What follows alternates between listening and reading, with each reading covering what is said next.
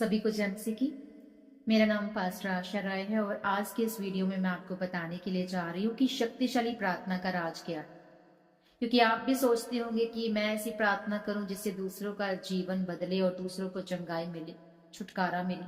आप भी प्रभु में बढ़ना चाहते हैं लेकिन तरीका आपको नहीं पता है, राज वो आपको नहीं पता, एक सीक्रेट आपको नहीं पता है और किस तरीके से प्रार्थना करेंगे तो दूसरों का जीवन बदलेगा और आपकी प्रार्थना पावरफुल होगी। और साथ ही मैं ऐसी बातें बताऊंगी आपको जिससे कि आप जब प्रार्थना करेंगे तो आपकी जो प्रार्थना आप परमेश्वर के आगे जब करेंगे तो पावरफुल आंसर आप परमेश्वर की ओर से जो है वो आपको तुरंत आएगा।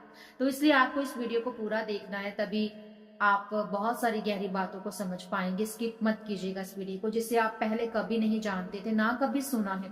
तो बाकी आप मुझे कमेंट्स करके बताएं कि इस वक्त आप इस वीडियो को किस जगह से देख रहे हैं। मैं आपके कमेंट्स का रिप्लाई करने की जरूर कोशिश करूंगी। पहली बार अगर आप इस चैनल पर आए हैं तो चैनल को सब्सक्राइब कर सकते हैं ताकि परमेश्वर का काम आप आगे बढ़ सके, उस काम में कर सके। तो चलिए शुरू करते हैं इस आज की वीडियो को। देखिए, प्रार्थना का मतलब क्या है। जब आप परमेश्वर के पास जाते हैं, परमेश्वर को पुकारते हैं, परमेश्वर से मांगते हैं, परमेश्वर से बातें करते हैं, यही है प्रार्थना। लेकिन आपका तरीका अलग गलत होगा। तो आपको लग रहा है कि आप प्रार्थना कर रहे हैं, आप 1 घंटा 2 घंटा 5 घंटा इतना ज्यादा देर तक प्रार्थना कर रहे हैं, लेकिन जब उत्तर नहीं आता तो इतने ज्यादा आप पावरफुल नहीं बन पाते जितना कि आप सोच रहे थे, या फिर जिस तरह से आप सोच रहे हैं परमेश्वर आपको अपनी महिमा के लिए इस्तेमाल करे, तो आपको परमेश्वर इस्तेमाल भी नहीं करते। और हो सकता है कि आप जानना चाह रहे हैं कि प्रभु में बढ़ना चाह रहे हैं लेकिन बढ़ भी नहीं पा रहे हैं आप। तो क्यों? क्योंकि आप गलतियां कर रहे हैं, आप कहीं ना कहीं आपसे भूल चूक हो रही है। तो वो आज वो वचन से मैं आपको बताऊंगी कि आप कहां पर गलती कर रहे हैं। तो मैं आपको बताना चाहती हूँ कि जो पहली गलती आप करते हैं वो ये है कि आप परमेश्वर से भी ज्यादा खुद पर भरोसा रखते हैं। यहाँ आपकी पहली गलती हो जाती है। और खुद पर तो क्या, आप दूसरों पर ज्यादा निर्भर होते हैं, उन पर भरोसा रखने लग जाते हैं। अब आप बोलेंगे नहीं, मेरा भरोसा सबसे पहले परमेश्वर पर है, लेकिन ऐसा नहीं है। अगर आपका भरोसा सचमुच जीवित परमेश्वर पर है तो वो आपकी प्रार्थना के शब्दों में दिखाई देगा। जरूरी नहीं कि उसके लिए आप घंटों प्रार्थना करेंगे, तभी लोग आपको कहेंगे कि आपका प्रार्थना बहुत पावरफुल है। ये मायने नहीं रखता कि अगर आप थोड़ी देर भी प्रार्थना करते हैं तो वो भी सच्चे मन से परमेश्वर को पुकारते हैं तो वो प्रार्थना स्वर्ग तक पहुंचती है और परमेश्वर की तरफ से आंसर मिलता है।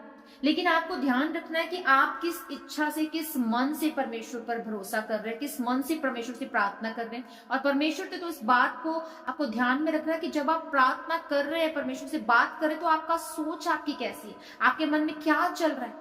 कब मैं प्रार्थना करके जल्दी खत्म करूंगा, मुझे खाना बनाना है, मुझे कपड़े पहनने, मुझे घूमने के लिए जाना है, बहुत सारी चीजों को लेकर आपके मन में चल रहा होता है। और साथ ही जब आप प्रार्थना करते तो उस वक्त बहुत ज्यादा पावरफुल तरीके से आप उस प्रेयर को करेंगे, ज्यादा विश्वास के साथ करेंगे। जैसे ही प्रार्थना खत्म होगी उसके बाद आपका विश्वास एकदम बिल्कुल कम हो जाता है। क्यों? क्योंकि प्रार्थना में आप बोल रहे थे परमेश्वर मुझे ये भी चाहिए, मुझे वो भी चाहिए, मैं ये करूंगा अगर आप मेरे लिए ऐसा करेंगे, वैसा करेंगे। लेकिन जैसे ही प्रार्थना खत्म हुई उसके बाद आपका एक तरफ से करैक्टर ही बदल गया। आपका विश्वास इतना कम हो जाता है कि आप फिर दूसरा आपसे आकर पूछता है कि आप कैसे हैं, आपको ये मिला, तो आप बोलते हैं पता नहीं, मैंने तो प्रार्थना की है, आप देखते हैं कि कब होगा, क्या होगा। आप अपनी बोली में ही आप अपना सुधार नहीं ला पाते।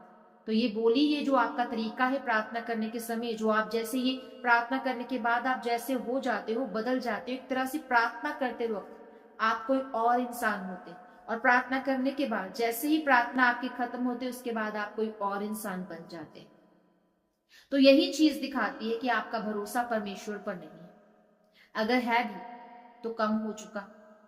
आप जो प्रार्थना करते हैं खुद पर नहीं, परमेश्वर पर रखिए भरोसा कि मैंने अपना समय दिया है, परमेश्वर पर विश्वास योग्य वो परमेश्वर है, वो उद्धार करता परमेश्वर है, वो पावरफुल परमेश्वर है। मुझसे भले नहीं हो सकता, मैं इस काम को भले नहीं कर सकता, लेकिन परमेश्वर से तो हो सकता है। तो ये होता है परमेश्वर पर भरोसा रखना। जब आप कहीं बाहर से, घर से आते हैं तो आप सोचते हैं कि मैं बहुत ज्यादा थक गया हूं, या फिर आप खाना बनाते हैं, घर का काम करते हैं, नौकरी, पढ़ाई लिखाई, घर बाल बच्चे संभालते संभालते आप इतना ज्यादा थक जाते हैं कि आपके पास प्रार्थना करने के लिए समय ही नहीं बचता। आप कहते हैं कि मेरे पास तो समय ही नहीं, मैं क्या करूं, कैसे प्रार्थना करूं।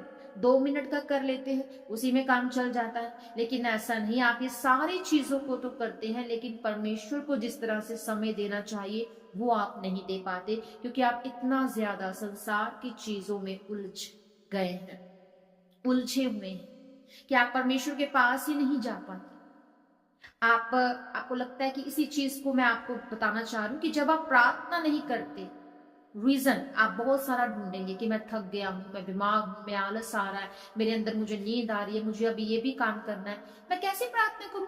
जब आप बहाना बनाते हैं प्रार्थना करने के लिए, तो फिर क्या होता है, आप बहाना बना रहे हैं, आप सोच रहे हैं कि आप ऐसी चीजें मन में सोच रहे हैं जिससे कि आप प्रार्थना नहीं करें, आपको प्रार्थना करना ना पड़े।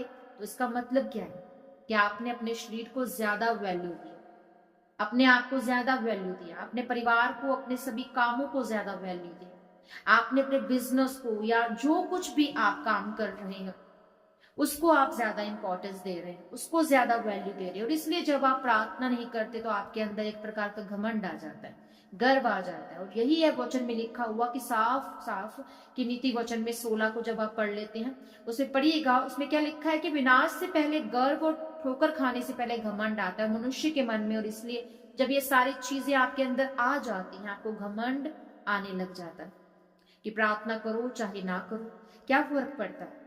तो आप अपने ऊपर भरोसा रखने लग जाते हैं कि आप सब कुछ कर सकते हैं बिना प्रार्थना के भी। तो इसलिए मैं आपको बताना चाहती हूँ कि आप परमेश्वर से अलग होकर कुछ भी नहीं कर सकते। आप एक छोटा सा भी काम करने के लिए सोचेंगे, लेकिन अगर परमेश्वर आपके साथ नहीं है, आप चाहे कितना भी बड़ा धर्म का प्रचार कर ले, परमेश्वर के वचन का प्रचार कर ले, या फिर कितनी बड़ी बड़ी चंगाई सभा कर ले, लेकिन अगर यहोवा आपके साथ नहीं है, आपका काम बंद हो जाएगा। इसलिए आप इस चीज को समझिए, बड़ा बड़ा चर्च बनाने से कुछ नहीं होता, बड़ा बड़ा काम बिजनेस खोल लेने से कुछ नहीं होता। परमेश्वर आपके साथ नहीं है तो आप कुछ नहीं कर सकते, सारा शैतान आपका काम बिगाड़ दे। तो इसलिए इस बात को ध्यान रखिए कि अपने अंदर से इस घमंड को खत्म करें और परमेश्वर से प्रार्थना करते रहें। आमीन। तो जो ये पॉइंट मैंने आपको बताया, वो कहां से, किस वचन से मैंने आपको बताया, कैसे वो बाइबल में कई ऐसे वचन दिए हुए हैं जिसमें कि हमें पता चलता है कि आपको खुद से भी ज्यादा, सब चीजों से भी ज्यादा, सब लोगों से भी ज्यादा यहोवा पर भरोसा रखना है। लेकिन मैं आपको लूका 18 अध्याय उसका 9 आयत आप मेरे साथ मिलकर निकाल सकते हैं। लूका 18 अध्याय, लूक चैप्टर 18 वर्स उसका है 9। उसमें लिखा है कि उसने उनसे थे जो अपने ऊपर भरोसा रखते थे कि हम धर्मी हैं और दूसरों को तुच्छ जानते थे। ये दृष्टांत कहाँ है, तो ये यीशु मसीह यहाँ पर एक दृष्टांत बता रहे हैं अपने चेले लोगों को कि किनके लिए, जो लोग खुद को ज्यादा धर्मी समझते हैं। यही होता है कि जब हमारे जीवन में सारी चीजें सीधी सीधी चल रही होती है, हमारे जीवन में कोई उतार चढ़ाव नहीं आता, सब कुछ खुशियां ही खुशियां मिल रहा है, खाना अच्छा मिल रहा है, हमें पहनने के लिए हमें सब कुछ अच्छा मिल रहा है, हम घूमने के लिए सब कुछ अच्छा कर रहे हैं, पैसा है, धन दौलत, सब कुछ, सब वो जरूरत की सब चीजें हमारे पास। जब इंसान के पास होता है तो वो कभी भी प्रार्थना करने के लिए परमेश्वर के पास नहीं जाए। वो इंसान क्यों, क्योंकि उसे पता है कि मेरे पास पैसा है, मैं सब कुछ कर सकता हूँ, मेरे पास धन दौलत, जमीन जायदाद, परिवार, सब कुछ है, मेरे पास बच्चे हैं, पति है, पत्नी है। लेकिन ये आपके अंदर क्या है, घमंड है। और आप सोच रहे हैं कि आप तो प्रार्थना भी कर रहे हैं, वचन भी पढ़ रहे हैं, उपवास भी कर रहे हैं, वो भी हफ्तों में 1 बार 2 बार, या फिर 40-40 दिन का उपवास आप कर रहे हैं, लेकिन ये धर्म के कामों के द्वारा आप धर्मी नहीं ठहराए जाएंगे। आपका विश्वास कैसा, बल्कि आपका मन कहाँ पर है। आप ये सारे धर्म के काम को तो कर रहे हैं, लेकिन आपका मन और आपका भरोसा किस पर है। इसलिए यहाँ पर यीशु मसीह ने जो दृष्टांत बताया है वो खासकर उन्हीं लोगों के लिए जो कि अपने आप को ज्यादा भरोसा अपने आप पर रखते हैं और दूसरे लोगों को तुच्छ समझते हैं। और इसलिए आप अपने जीवन में देखते होंगे कि आपके जीवन में अगर कोई दुख नहीं आएगा, लोग आपको गलत नहीं बोलेंगे, आपके जीवन में सारी चीजें जो आप पाना चाह रहे हैं वो मिलती जा रही है, मिलती जा रही है। तो एक पॉइंट पर ऐसा आता है कि आपके पास जब सारी जरूरत की चीजें जो है वो आ जाती है, आप जो पाना चाह रहे होते हैं वो आपको मिल जाता है। तो आपको लगने लगता है कि बाकी दुनिया के लोग तो जो है वो जो पाप में है, जो अंधेरे में है, वो तो बेकार है। क्यों, क्योंकि वो तो परमेश्वर से अनजान है, वो तो व्यभिचार कर रहे हैं, वो तो झूठ बोल रहे हैं।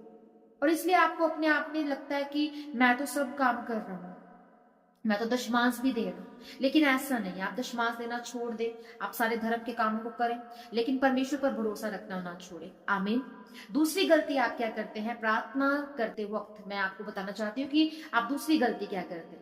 ये दृष्टांत अगर आपने पहले पढ़ा है, आपको इसका उत्तर मिल गया होगा, लेकिन आपने चाहे पढ़ा है चाहे नहीं पढ़ा है, आप इस चीज को जान लीजिए कि दूसरी गलती कहीं आप तो नहीं कर रहे। पहली गलती तो आपको पता चल गई। दूसरी गलती में आप क्या करते हैं, यही कि आप सोचते हैं कि मैं जब सारे धर्म के काम को कर रहा हूँ, सब कुछ दिन रात प्रार्थना कर रहा हूँ, दिन रात वचन पढ़ रहा हूँ, तो कहीं ना कहीं तो आपके मन में आ जाता है कि मैंने कोई पाप नहीं किया है, ना मैंने कुछ गलत देखा है, ना मैंने कुछ गलत सुना है, ना बोला है, मैं तो भविष्य वक्ता हूँ, मैं तो प्रेरित हूँ, मुझसे कैसे गलती हो सकती है, मैं परमेश्वर का बड़ा दास हूँ। या फिर अगर परमेश्वर आपको इस्तेमाल कर रहे होते हैं, तो कहीं ना कहीं ये विचार जब आपके मन में आने लगता है कि आपको बड़ा दिखाना है अपने आप, परमेश्वर सारे कामों को कर रहा है जो आपने कहा था, और इसलिए मेरे से कोई गलती हो ही नहीं रही है, कोई गलती हो ही नहीं सकती। जब आप अपनी गलती को नहीं मानते, बाइबल में लिखा हुआ है कि कोई धर्मी नहीं है, एक भी धर्मी नहीं है, तो फिर अगर आप अपने आप को सोच रहे हैं कि आपने कोई पाप नहीं किया, मैं आपको बताना चाहती हूँ कि आपके लिए यीशु मसीह नहीं आए। फिर जो अपने आप को बहुत धर्मी सोचते हैं, क्योंकि वो तो पापियों के लिए आए हैं, इसलिए वचन में ये भी लिखा है कि जो अपने आप को सोचता है कि मैंने कोई पाप नहीं किया है, वो अपने आप को धोखा देता है। अब आप सोच लीजिए कि आपने पाप किया है या नहीं किया, आप अपना एक एक छोटे छोटे गलती को आपको मानना ही पड़ेगा। नहीं मानने से तो आपके अंदर से ये घमंड रहता है, एक प्रकार का ऐसा एक आपको प्राइड रहता है कि आप अपनी गलती को मानते ही नहीं है। इसलिए जब परमेश्वर का आत्मा आपके अंदर काम करता है, पवित्र आत्मा जिसके अंदर आप वो परमेश्वर का आत्मा आपके अंदर काम करता है जिस इंसान के अंदर, तो परमेश्वर उसे अनुग्रह देते हैं कि उस व्यक्ति को, तभी वो व्यक्ति अपनी गलती को मानता है परमेश्वर के सामने, और इसलिए परमेश्वर के अनुग्रह के द्वारा, परमेश्वर की सामर्थ के द्वारा, वो व्यक्ति जब परमेश्वर के सामने घुटने टेकता है, तो परमेश्वर की बड़ी सामर्थ उस व्यक्ति के ऊपर उतरती है, परमेश्वर का अभिषेक उसके ऊपर उतरता है, और उसकी सारी गलती माफ हो जाती है। लेकिन गलती माफ होने के बाद क्या करैक्टर रहता है वैसा, ये भी मायने रखता है, क्योंकि आपको आपके पापों की क्षमा मिल गई है। लेकिन इसका मतलब ये नहीं है कि अब आप चाहे जो मर्जी कर सकते हैं। हर इंसान हर दिन कोई ना कोई गलतियां करता है, तो उसे हमें मानना है, छोड़ना है, आगे बढ़ना है, सच्चा पश्चाताप करना है। चाहे आप गलती छोटी कर रहे हैं, बड़ी कर रहे हैं, पाप तो पाप होता है। चोरी छोटी है, बड़ी है, चोरी कहलाएगी। इस चीज को आप अनदेखा नहीं कर सकते, इस चीज को, इस पॉइंट को आपको समझना जरूरी है। तो ये जो पॉइंट मैंने आपको बताया, ये दूसरा पॉइंट में आप वचन लूका 18 अध्याय में 9 आयत के बाद से ही पढ़ सकते हैं।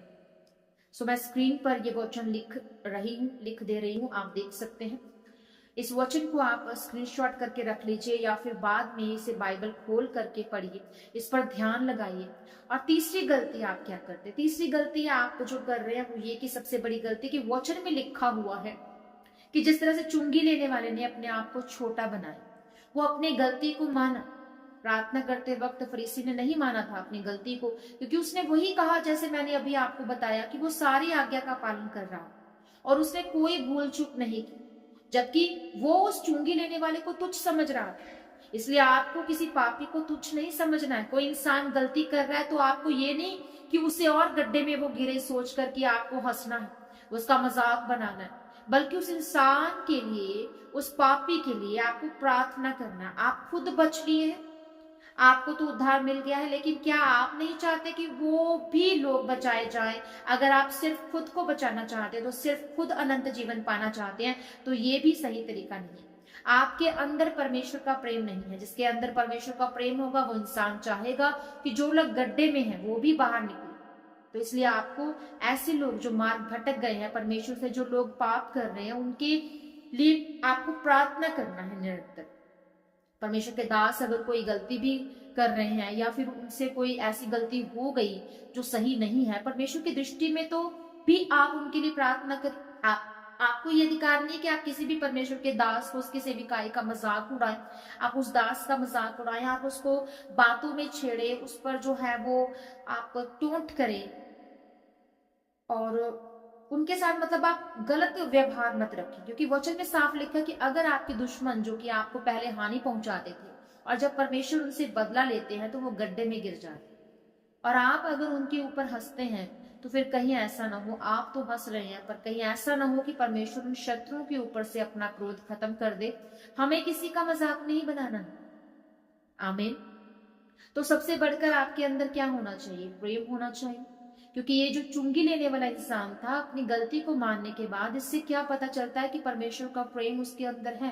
क्योंकि ना उसने फरीसी के बारे में कुछ सोचा, ये तो बहुत ज्यादा प्रार्थना करता है, ये मुझसे आगे बढ़ रहा है। इसलिए जब आपसे कोई आगे बढ़ रहे हो, कोई आपसे आगे बढ़ रहा है, तो प्रार्थना में, चाहे पढ़ाई लिखाई में, नौकरी में, बिजनेस में, किसी भी फील्ड में अगर कोई आपसे आगे बढ़ता है तो आपको उससे जलन नहीं रखनी है, जेलस नहीं होना कि वो आगे बढ़ रहा है। खुशी मनानी है कि वो भी इंसान बचाया जा रहा है, खुशी मनानी कि उसे भी अनंत जीवन मिलेगा। आप खुद बचकर कि क्या करेंगे? परमेश्वर नहीं जान रहे हैं क्या कि आपके अंदर घमंड है? वो जानते हैं आप जल रहे हैं दूसरों से। इसलिए जलन और घमंड को खत्म कीजिए, परमेश्वर के प्रेम को अपने अंदर कार्य करने दे, पवित्र आत्मा को अपने अंदर कार्य करने दे, यीशु मसीह के नाम में। आमीन। सो आपने इन तीनों पॉइंट्स को समझ लिया है कि आप कहां पर गलती कर रहे हैं। तो यही है पावरफुल प्रेयर्स का राज। ये 3 गलतियां जब इसे आप सुधारते हैं, आप अपने आप ही सामर्थ्य से भर जाएंगे। सो आप देखिए, आप करके देखिए आज के बाद ऐसी प्रार्थना, फिर आप देखिए आपके चरित्र में, आपके करैक्टर में, आपके मन में, आपकी परिस्थितियों में, आपके आसपास के लोगों में कैसा बदलाव आएगा। क्योंकि जब हम दूसरों के प्रति प्रेम रखते हैं, जब हम अपने पड़ोसियों से प्रेम रखते हैं, तो परमेश्वर का प्रेम हमें बना रहता है। तो इसलिए सिर्फ परमेश्वर की आज्ञा को पालन करना है, लेकिन साथ ही परमेश्वर की आज्ञा ये भी है कि आप अपने पड़ोसी से अपने समान प्रेम करें। प्रेम सब कुछ से बढ़कर है, सब बातों से बढ़कर है। आमीन, हालेलुया। अब आप मुझे कमेंट करके बताएं कि आप इन तीनों में से कौन सी गलती कर रहे थे। मुझे जरूर कमेंट करके बताएं, क्योंकि अगर आपने पूरा वीडियो ध्यान से सुना है तो आपको पता है कि आप कौन सी गलती कर रहे हैं, पहली गलती, दूसरी या तीसरी गलती। जरूर कमेंट करके बताइएगा। इस वीडियो को शेयर करिएगा, बिल्कुल भी भूलिएगा नहीं इस वीडियो को शेयर करना। और ये जीवित वचन और लोगों तक पहुंचे, आप उनके लिए आशीष का कारण बने। जितने मसीह बहन भाई इस कलीसिया में जुड़े हैं, उन सबको मैं परमेश्वर की आशीष उनके ऊपर उंडेलती हूँ। और खुदा उन सबके साथ, उनके परिवारों के साथ। परमेश्वर की ग्रेस आपकी लाइफ में कार्य करे और ये वचन आपके जीवन में 100 गुना 1000 गुना फल लेकर आए। कोई अंधकार की ताकत इस वचन के फल को आपके जीवन से चुराने ना पाए। In the mighty name of Jesus मैं आपको प्रोटेक्ट करती हूँ। आपकी लाइफ में आशीषों को, ग्रेस को, गुड न्यूज को, प्रोटेक्शन को उंडेलती हूँ प्रभु यीशु मसीह के नाम। आमेन, आमेन, आमेन। सो प्रभु आप सभी के साथ हो। सभी को जय मसीह की। God bless you.